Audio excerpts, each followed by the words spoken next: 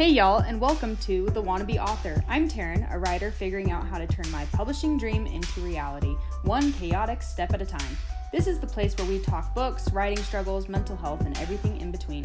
Whether you're a writer, a reader, or just curious about the process, I am so glad you're here. Let's jump in.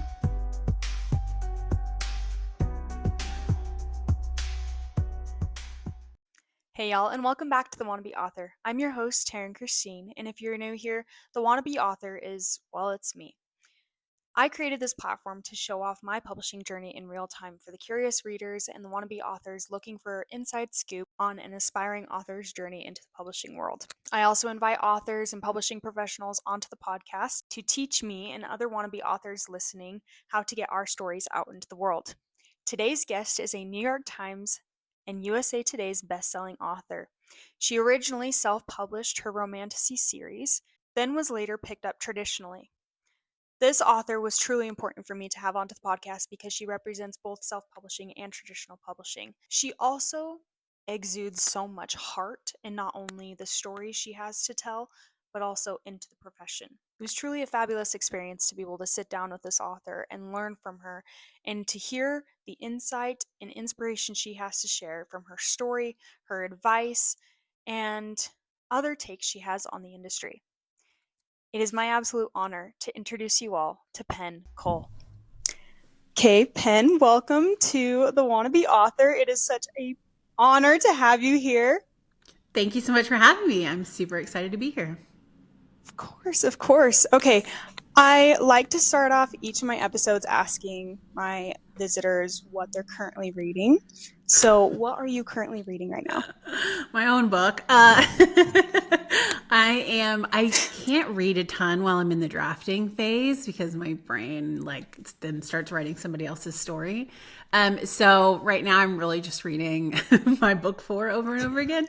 But the most recent book that I finished not too long ago was Blood of Hercules by Jasmine, and it was really good. It's a wide choose. It's sort of based on Greek mythology, but like modern, actually kind of futuristic. It's really, I loved it. It was a very fun book. Love that. I've been hearing a lot of great things, so I need to pick up that one. Very fun. I'm currently reading Storyteller by Jodi Picoult. I don't know if you've read that. No, I haven't. It's good. She's very much a story weaver of putting stories inside each story. I don't even know. But very good. I highly recommend it. Amazing. Okay. Are you ready to begin? I am so ready. Yay. So I wanted to start off by letting you know, a huge reason why I wanted you on the podcast is because I first was introduced to you by listening to interviews you've been a part of. And so you've just had such an influence on me in my writing journey, in my journey to publication. And then obviously I found your books and absolutely fell in love with you as a story weaver. But I just needed you to know, you've been such a huge influence for me. So I'm really excited for the listeners to hear your story and have that same impact that you've had on me. So thank you. That means a lot to me. I appreciate that. Of course. Okay, my first question for you is, have you always wanted to be an author? Oh yeah, absolutely. I mean, from my very, very earliest days, I truly, some of my earliest memories are of reading books and then immediately thinking I want to do that. I want to write a book, and pulling out my little notebook and writing, these wild stories of things when I was very young, 7, 8 years old. And in school, my favorite classes were always the book classes, English or, whatever. And I loved reading every chance I could get. It's always been a huge part of my life. When I went to university, that's what my degree was in. It was always what I planned to do with my life. And then ironically, my path kind of shifted, and I said, okay, well, I want to work in publishing while I work on my book, and I kind of need a grad degree, and you need to go to a fancy school and do these summer intensives and intern and all of this stuff, and I just didn't have the money to do any of that yet. So I said, okay, well, I'll do something else just for a few years to like save money. And then maybe eventually I'll be able to write or work in publishing or something. And I started doing other things, and life does what it does. And it took me off on other tangents for so many years. And it took me a really long time to get back to my first love, which was always writing.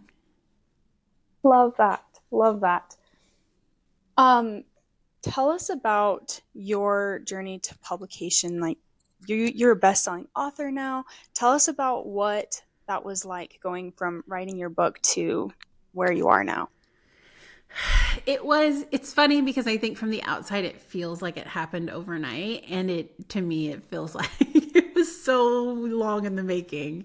I spent about 2 years writing my first three books in private, where no one knew I existed. I didn't have social media accounts. I was just privately working on what I hoped would be my first book.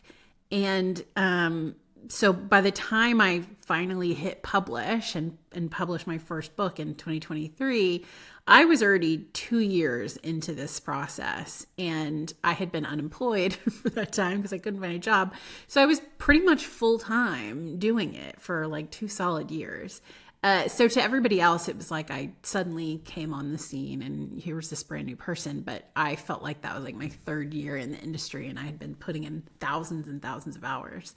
And so I self-published in 2023, and I intended to rapid release my first four books, the whole series. And so I published the first three very, very quickly within the span of about 4 months. And the plan was to publish the fourth and final book by the end of that year. And so to have them all out in about 6 to 8 months total. Um, that didn't happen.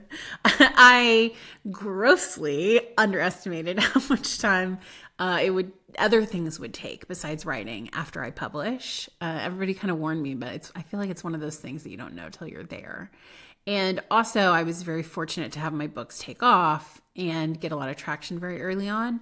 And so suddenly within, a couple of months, I was getting interview requests. I was getting outreach from publishers. I was getting outreach from agents. I had, lots of readers messaging me and reaching out. And I was really committed to making sure I responded to every single person who tagged me or commented or did anything to, because I was so appreciative of these readers that were helping me get off the ground.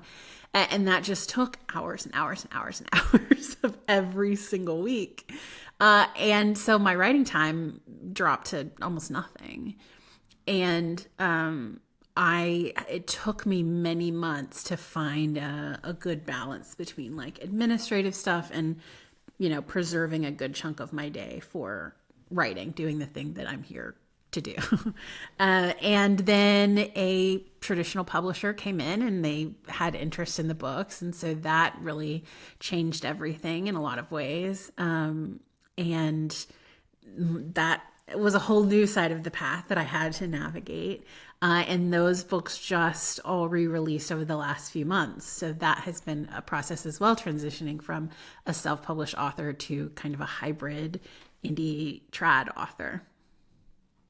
That is such an awesome experience. And let me just say, your efforts to reach out to your readers and to it's very noticeable. You do such a great job at keeping up and being in tune with your readers. So I commend you on that. Even Glad though you think so, because I don't think so. I feel like I'm always behind, and I'm always seeing things I miss, and they probably think I'm ignoring them. And I have a lot of people telling me you got to just let it go, and they're probably wise, but I feel so grateful and just there's other authors that had big ad campaigns or big publishers behind them, or they went viral on TikTok or something where they had a specific thing that they can kind of point to as this is what made me take off.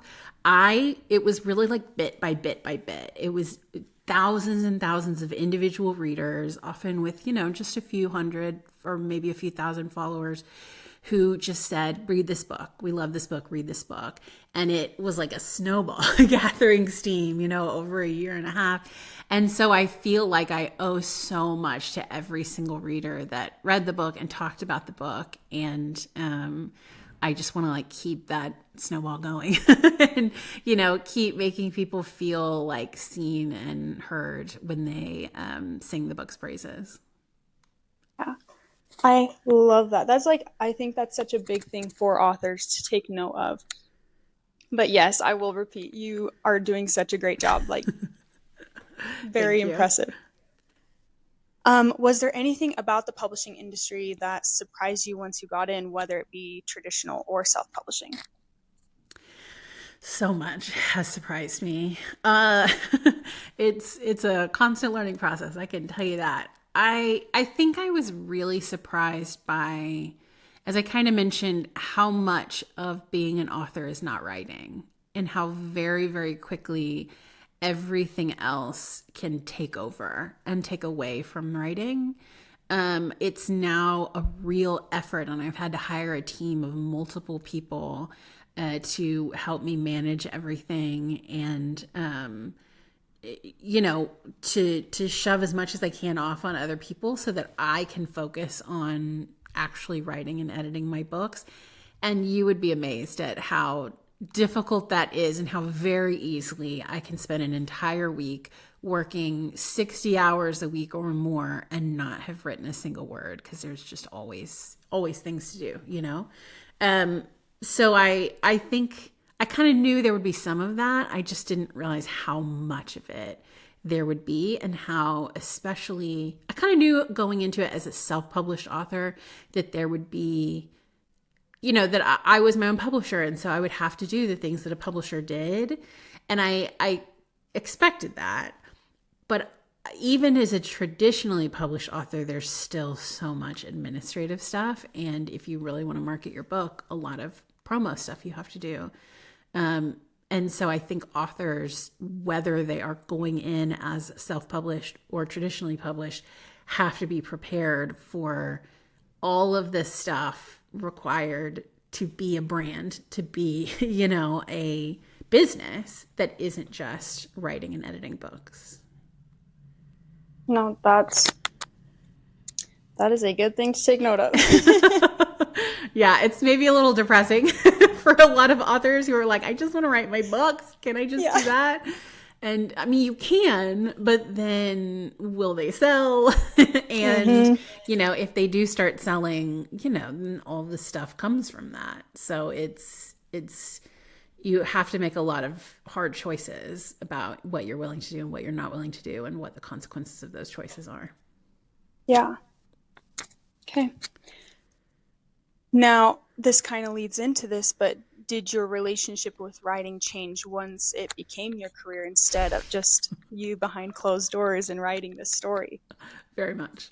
That's something I'm really struggling with right now.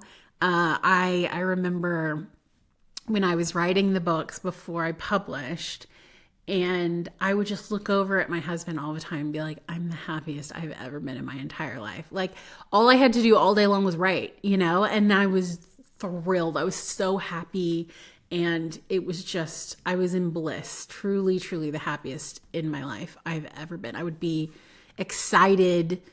It was like Christmas night, Christmas Eve every night, because I couldn't wait to get up and write again, and jump back into my world. And then I started publishing, and that did a 180. And, the negative reviews start to get in your head, and the self-doubts and the imposter syndrome, and low sales or whatever. It all starts to really mess with your head and your confidence. And suddenly when you're writing, you're not just in your world anymore with you and your characters. You're in your world with all the voices in your head saying, no, don't do that. The readers aren't going to like that. Or, oh, well, the reader said your FMC is annoying, so is this going to make them think she's annoying? And it's like, you can't unhear all of that stuff now as you're sitting and drafting. And that really took a lot of the fun out of it for me. And for a long time last year, I really lost my love of writing.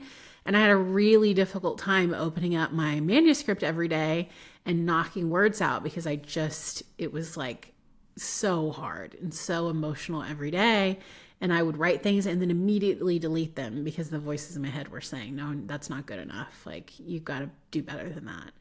I'm still working on it, but it took me a while to get back to a place where I was excited to write again and felt really like confident about what I was writing.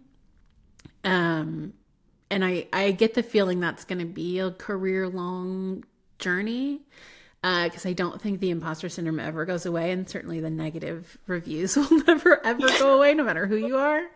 And you just have to learn to like deal with them and to compartmentalize them and to focus when it comes time to focus. And that's just I think a learning journey that every author has to go through.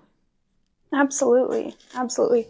I'm actually going to jump ahead to one of my questions, which was, have you ever felt like giving up? And if so, what kept you going?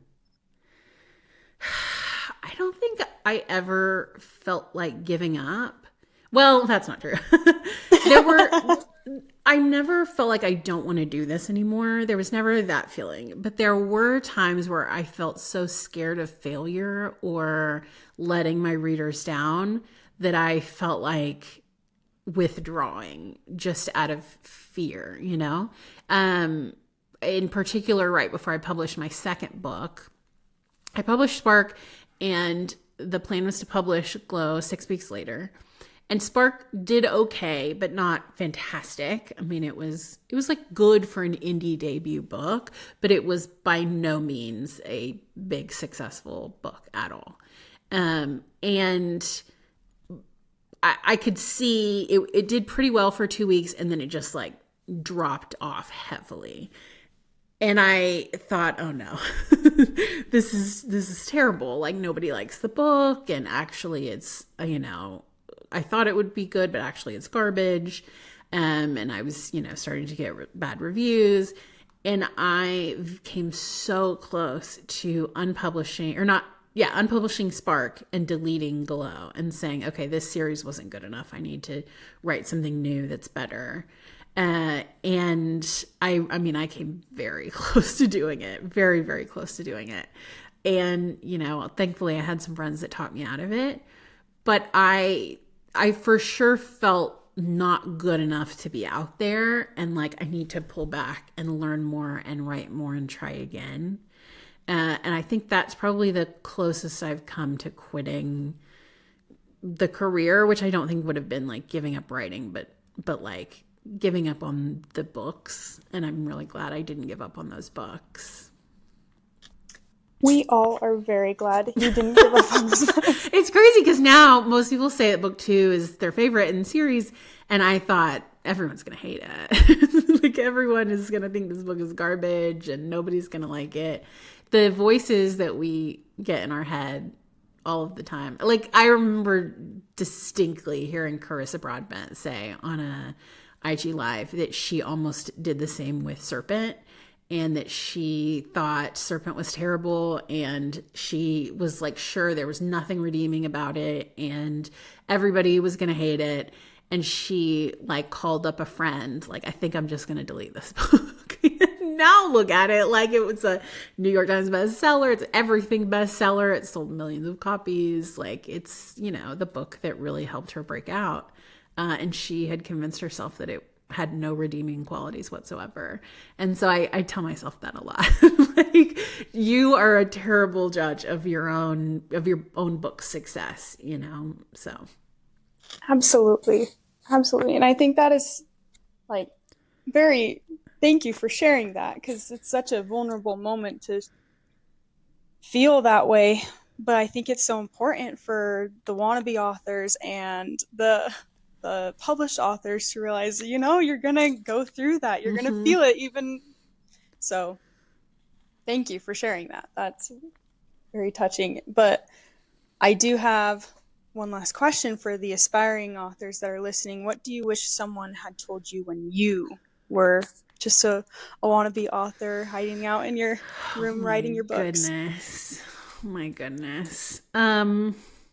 so many things. It's really like, what do I want to say most? I think I would probably say there's a lot of voices out there about what authors should be doing, and lots of very loud people who have not always accomplished much themselves, who have a lot to say about it. And a lot of people promising, well, if you do this, like a get rich quick kind of thing, where like, well, if you want to be successful, you have to do X. I think I see that on a weekly basis on Threads. If you want to be a successful author, you have to do X. And X is almost always something I didn't do, and almost always something that like most successful authors I know didn't do. And it often comes from people who have not yet had like super successful books. But when you hear these things over and over and over again, like, oh, you got to spend millions of dollars on ads, or you got to have a following of 2 million people, or you have to have a huge publisher, et cetera, you start to think, well, maybe that's true. Like maybe I do have to have those things. And I mean, truly, almost all of the really successful authors I know, like they didn't have a big budget for promotion or any budget for promotion. Most of them started self-published. None of them started with a big following. It was truly about, they wrote a really good book that really spoke to the market, and they put in a lot of hours to promote it. And that, to me, is the real recipe for success. It's not about all of this other stuff. That other stuff can help for sure. Like, I'm not denying that can give you a big leg up. But at the end of the day, the people I know who got successful and stayed successful, they got there by writing a good book that spoke to the market and gave readers what they wanted to read. And they put in a lot of just like elbow grease promoting it on socials or wherever. And that there's kind of no replacement for those three things. You can inject as much money, following whatever you want into it. And if you don't really have those three things, I think you're still not going to find success. So I would say focus on your craft, focus on making the book as good as it can be, focus on understanding readers, what they like and don't like. Obsessively read the bestsellers in your genre, obsessively study the reviews and see what people say again and again that they love and again that they hate. Pay attention to the trends, what people are saying. Oh, I'm in the mood for X. And what are you saying again and again that people are saying I'm in the mood for X?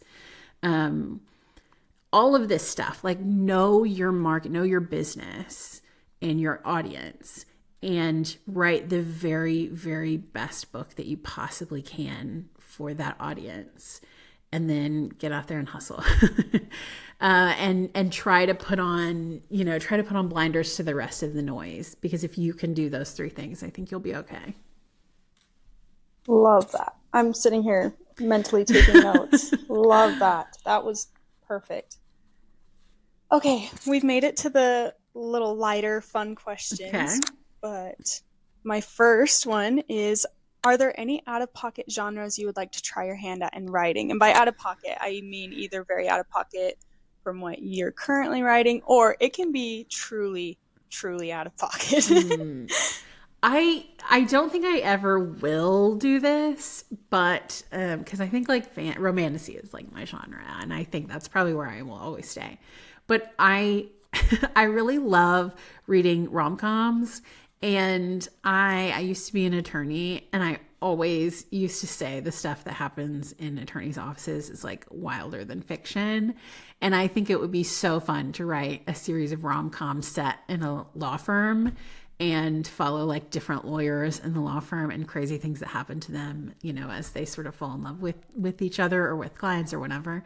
And I think that would be just like so much fun. Sort of like what Hazelwood does with STEM. Like I want to do with law, but I'm having too much fun in romantasy. I'll probably never do it.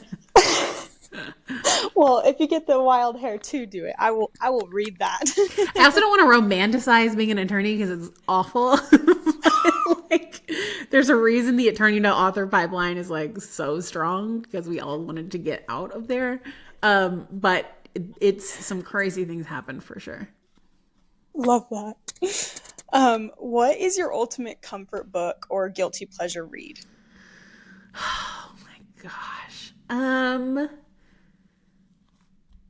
I think I hate calling something a guilty pleasure because I don't feel guilty about it at all. Like I will proudly say I'm obsessed with this book, but Zodiac Academy is like one of my absolute favorites and it is a bonkers series. I mean, it is crazy. The things that happen in this book, I often joke that it's sort of like reality TV for romantasy. It's like sort of Kardashian-y in the sense that just everything is like crazy and these people are wild and making wild decisions, but you're having the most fun watching it. And you're just like, I cannot believe this is actually happening. It's so much fun to read. I love it. But it's also really emotional. Like I've never cried harder reading a book than I have reading those books. So it's a real good Really? time. Yeah. Mm-hmm. Okay, I've heard so many great things, but I think that definitely sold me. Like I need to pop those books open. You kind of have to go in expecting it to be campy and sort of, I mean, it's a bully romance. So it starts off, book one's hard to get through. I'm not going to lie, because if you're not used to bully romances, you're like, I hate these people. Like, why am I don't want any of these people to get together. And so the first book is a little rough because the girls are just getting like beaten down over and over and over again. Love. But listen, if you can commit for the long haul, it is a wild ride and I love it so much. Okay. Okay, I'll take your word for it. I'll definitely moving that up in the TBR. Okay, good. Um, I'm guessing we know the answer to this, but what is your favorite trope to read or write in? Slow burns. I love a slow burn. I get so bored once the couple is together. If there's not something pulling them apart or some kind of angst, they're mad at each other or whatever, I like get super bored. So I need to really have to work for the romance, and then I need the romance to be full of angst and tension and yeah. I need romance that's somehow not romance, if that makes sense. Yes. Where the couple's never together. That's what I need. I love that. I love that. Okay. Now this can be obviously we know you're working on book 4, but this can be book related or if you have events, but what is next for you? Any teasers about future projects? Well, I have a very busy next few months ahead of me. I'm actually this afternoon announcing my UK tour, so I'm excited about that. I'll be going to, I think, 6 stops in the UK. And that'll be my first time doing any events in the UK. I'm really pumped about that. And then I'm coming back to the US later this year for the Everflame Ball, which is a fantasy ball themed to my books on August 30th in Colorado. I'll be at Villains and Vixens in Dallas, Texas, which is my hometown. I'm really excited about that one. And that I think is September 3rd, I believe, early September. And then we are working as hard as we can to get Burn out, my 4th book this year. And whenever we do get it out, we will do a really long tour. We're hoping across US and Canada to celebrate the book finally being out and the series being complete. So I'm really excited about that. I have a bunch of cool stuff going on in the background that I can't talk about yet, but lots of fun, exciting announcements that are in the process, and I can't wait to announce them.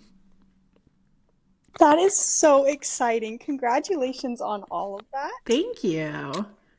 Yeah, that is way exciting. I'm excited to celebrate you and getting that book out. But I do want to say as we end off, Penn, I think you are the embodiment of heart in the industry. Thank you. Truly, not even just like obviously in your books, you have a message to portray in these stories you're weaving, but also in how you conduct yourself with your readers. And even though you're very like, this is a business and I'm working to build a career out of this, the heart just never leaves. So I just hope we're seeing that, like the readers and the wannabe authors are seeing that. You're inspiring everyone around you. So thank you so much for coming on today. Seriously, it was such a privilege to talk to you. Thank you. That really, really means a lot to me. I think it's so important. It's wonderful to be in a career where it's not competitive and like readers don't just read one book. They read all of our books. You know what I mean? They are ravenous. They cannot get enough of our books. And so it's really lovely to be in an industry where we can be collaborative and we can support each other. And not that you couldn't in something more competitive, but you know, it's harder if you're fighting for the one customer, but we're not. We have readers that love all of our books equally. And so there's no reason for us not to stick together, to help each other, you know, to all cheer on each other's successes. And I think the vast majority of people in the industry get that and feel the same way. And it's just an honor to be among such wonderful people as my colleagues.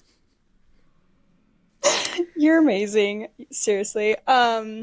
My last question is just where can listeners find you? And obviously we'll link all those details below. I am at author Penn Cole on all of the major platforms. I'm most active on Instagram, TikTok, and Threads. I gotta get off Threads. Threads is taking up too much of my time.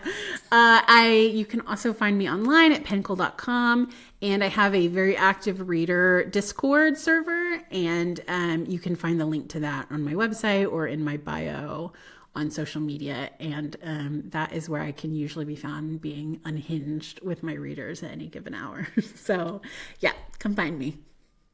Perfect. I'm going to go ahead and close out with the listeners. I'd love to chat with you just for a second afterwards, but thank y'all for listening. Thank you for Penn for being here, and we will see y'all next Thursday. Bye.